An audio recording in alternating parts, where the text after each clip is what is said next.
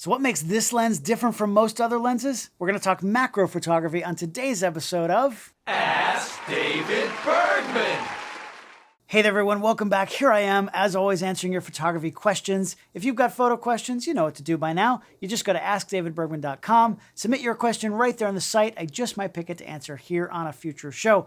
Also, you probably already know about my Shoot from the Pit live concert photography workshops. I've got a few coming up in the next few months and then a bunch more in the fall. Sign up for the email list at shootfromthepit.com and you'll find out all about those as soon as they're announced. All right. I've got a question sent in today from Randy W. And Randy wants to know, I just got the Canon RF 100mm 2.8 macro lens.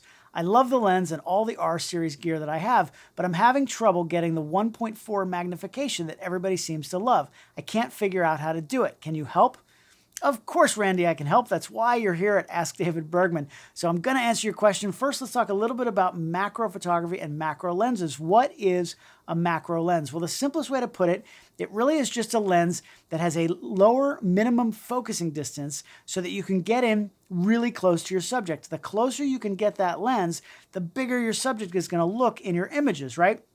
As you get super close, macro takes something small and makes it look bigger, right? So what you got to do is you have to check the specs on your lenses. Some lenses will call themselves macro, but maybe not really be a true macro lens. A true macro, generally accepted, is one that's going to give you a 1-to-1 magnification or more. Now, what that means, 1-to-1, is that the size of something in real life, let's say you're photographing something that's 1 inch wide, if you get in as the closest focusing distance you can and you focus on that 1 inch subject, 1 inch object, on the sensor, it used to be on the film, but also on the camera sensor, it's going to be the same size. So it's going to be 1 inch on your sensor, the same size that it is in real life. That's pretty big. Think about it. You normally photograph something, you could photograph a whole person, and they're going to be reduced down to a very small size on that piece of film or on the digital sensor. But if you get in really close, you get in at that minimum focusing distance on that lens, it's going to allow you to shoot 1-to-1. Now, Randy, the new Canon RF 100mm macro that you just asked about, yes, it gives you 1.4x magnification. And there's nothing you have to activate. There's nothing you have to turn on. All that means is that you can get in a little bit closer, right? By getting in closer, it's gonna make your subject even bigger than life size on the sensor. So the minimum focusing is here. Here's the lens. This is the RF 100 macro. I just bought this lens. I'm really happy. And this is my R5 Canon R5 body. Now, when we talk about minimum focusing distance, let's take off the hood here. We're not talking about from the front of the front lens element, right? That's not where we're talking about the focus distance. Focus distance is measured from the sensor, from where the film plane used to be and where the camera sensor is. So right back in there. So with this particular lens, this brand new lens, the minimum focusing distance is 10.2 inches. And if you measure that out, I've found that it's about there. That's about as close as you can get your subject and still have it in focus. That's pretty insane, right? For comparison, the older version of this lens, which is still amazing, the EF version, which was the sort of industry standard for a very long time, doesn't work on the new R bodies, but on the older EF bodies. And you can adapt, if you already have it, you can adapt it to use on the newer bodies.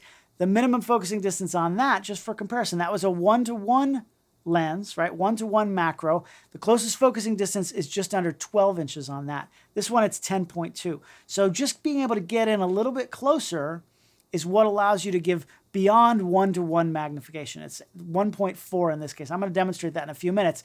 But like I said, there's nothing to activate, nothing to turn on. It just means you can get closer. So I just bought this lens, like I said. I spent my own money on this. People think I get everything for free. I'm lucky that sometimes I do, but a lot of stuff I do buy on my own. And I just bought this lens. I love it. Having that extra little bit of magnification beyond the 1-to-1 is just nice if you want it. Just being able to get in a little bit closer. It's also the first macro lens in that focal length range, that 100mm medium telephoto range, that goes past 1-to-1 and also works just like all of the other high-end Canon L lenses that you've been using if you're a Canon shooter. It's got autofocus, it's got image stabilization, all that kind of stuff. It really is just like any other high-end Canon L lens. It just allows you to focus super, super close. It also, I actually bought it not just for macro. I don't shoot a lot of macro. I have one use that I'm going to talk about in a few minutes, but what I actually bought it for is also, it's a fantastic portrait lens. 100 millimeter, 2.8. It's sharp as a tack. I mean, all the RF lenses are. That 28 to 70 f2 is the lens I use to shoot these videos, and it's insanely sharp. But 100 millimeter is an excellent focal length for portraits. So it's not just a one-hit wonder lens that you're only going to use for macro photography. Now, this, just to get all the marketing stuff out of the way, this Canon lens also has SA control, which is spherical aberration. It's kind of an unusual new feature that this particular lens has. It allows you to subtly change the look of the background, the bokeh, and it can really give your subject kind of a soft focus look, right? Honestly, it's not a feature I'm going to use very often. Look, I'm going to tell you guys if it's something that I like or I don't like. It doesn't hurt me in any way. I have it off all the time. It's not something I personally use because I like my subject, if I'm photographing a person, to be tack sharp, and it really does give a bit of a soft focus look. But for somebody, I could see a wedding photographer who does like macro shots of the rings at the ceremony, just a nice still life shot of the rings. Could be a nice ethereal look, right? That it really adds to your images. You use it for what you think you need it for. It's not something I personally use. Now, while we're talking macro, I'm going to go over just a few beginner tips for shooting macro. Now, this is certainly not comprehensive. I'm not a big macro shooter. Like I said, I'd use it for a couple of things, but just a few things to think about if you're just getting started in macro photography. And then I'm going to show you how I use it to actually digitize film, which is what I'm using it for. Now, keep in mind, think about focal length when you're buying a macro lens. The longer the lens, it's good for keeping a little more distance from your subject. If you're in nature and you're photographing, animals or insects or something like that, having something like a 100 millimeter allows you to back up just a little bit more, even if it's just a few inches. It could make the difference. If you have a 50 millimeter, you might have to get in really, really close, and it could disturb what's happening there. And you certainly don't want to do that if you're trying to photograph something like that. For still subjects, if you're in a controlled environment, something that's not moving, you definitely want to use live view. So a lot of these cameras now have that, the screen on the back. Use live view, and you can magnify it in, and then you can manual focus. Being able to manual focus when you're shooting that tight and something when your depth of field is that small, it's really nice to manual focus and get it in, locked in just where you want it. If you want to focus on the front or the back, the front of the eye, the nose, the ear, whatever you want to focus on, you can really control that a little bit better with manual focus. So using that live view, or even if you're tethered to a computer, if you're in the studio, you've got a nice big screen and you can really see focus. You can use things like focus peaking and there are other manual focus aids to help you to do that. Is really a great way to go. Stability is super important when you're shooting macro. You really don't want the camera to shake at all.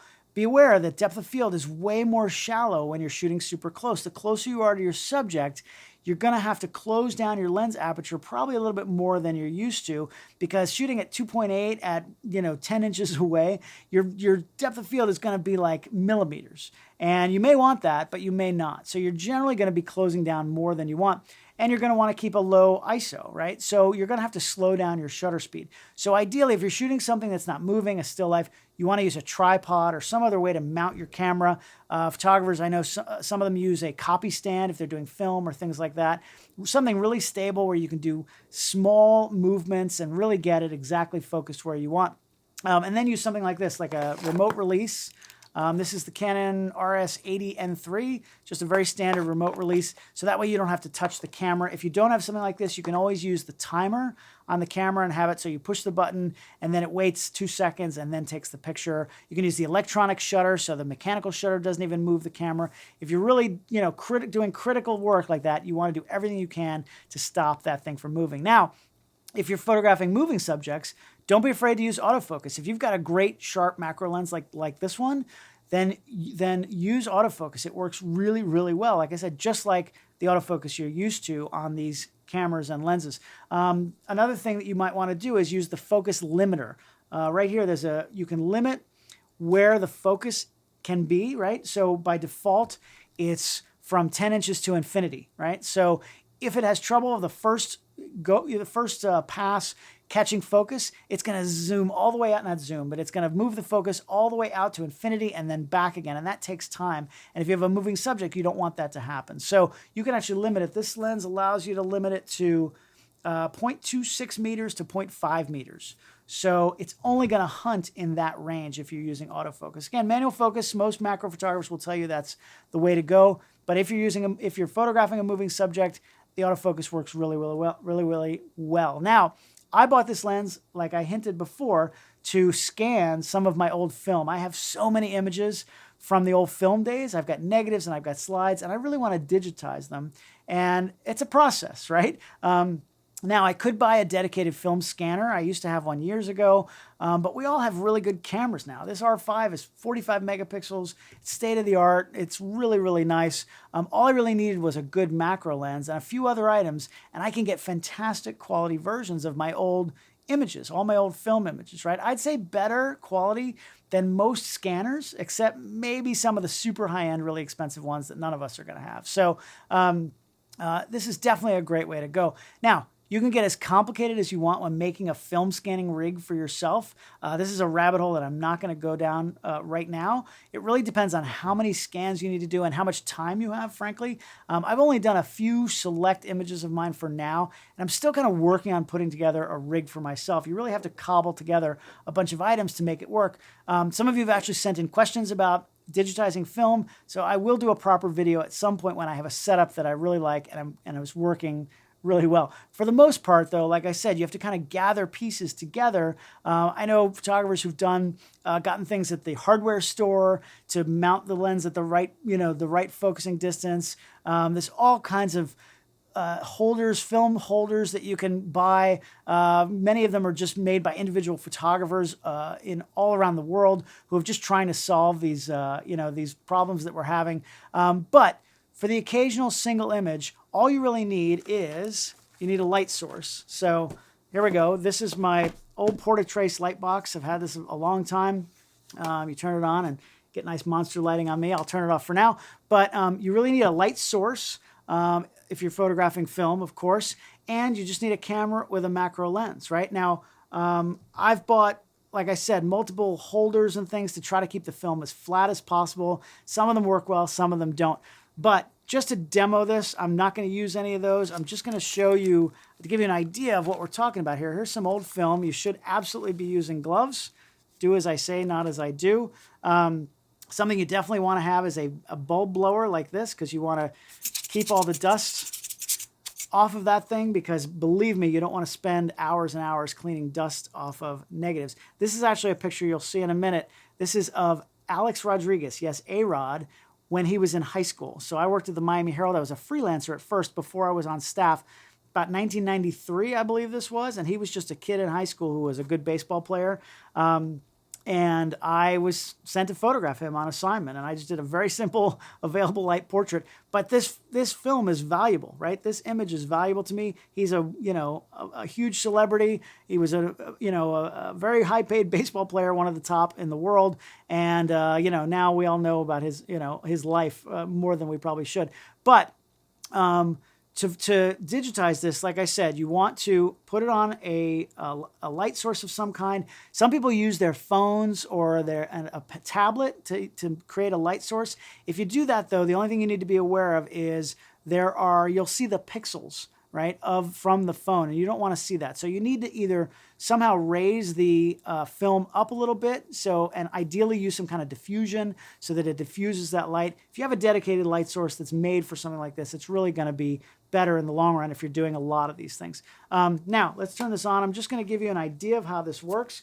Where's my plug here? So I'm going to plug in so you can actually see what I'm seeing. And let's make sure I'm recording this so that we can see exactly what's going on here. Plug this in. This is my HDMI. And as soon as that connects, we're going to hit record. Turn the camera on. That always helps.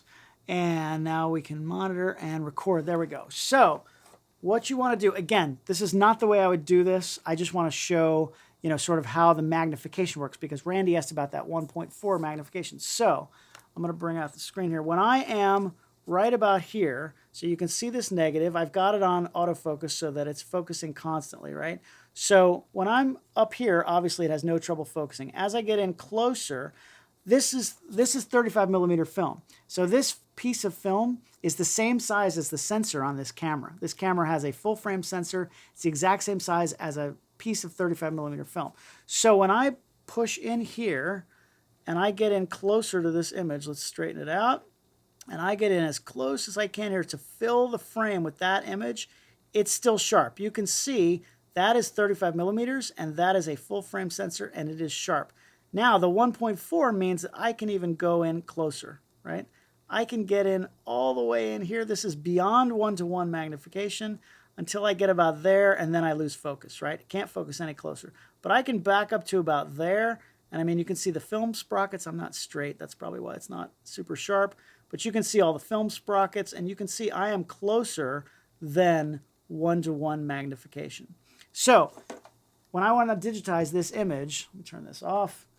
When I want to digitize this image, I'm going to shoot it at 1:1 because that's what I need. I need the whole frame. I might even back up a little bit so I get the film sprockets. That's kind of fun. But if I'm photographing, flowers or bugs or really anything else, and I want to get in closer than 1:1, this lens gives me that 1.4 option. So Randy, that's what that's about. That's how that works. I hope everybody, this helps you a little bit if you want to get started with macro. It's really an amazing world out there, if you start looking around at very, very small things and getting in close, you can really do it with a macro lens. So hope that helps. Thanks for sending in the question. Remember, if you've got your own photo questions, go to askdavidbergman.com, submit it right there on the site. Just maybe I'll answer it here on a future show. And I hope you're already subscribing to the Adorama YouTube channel. If not, go ahead and click that button down below. Use the bell icon. You'll be notified as soon as new photo shows come out from myself and all the other photo hosts right here for free on Adorama TV. Thanks so much for joining me. I'll be back here next time with a brand new question right here. You guessed it, on Ask David Bergman.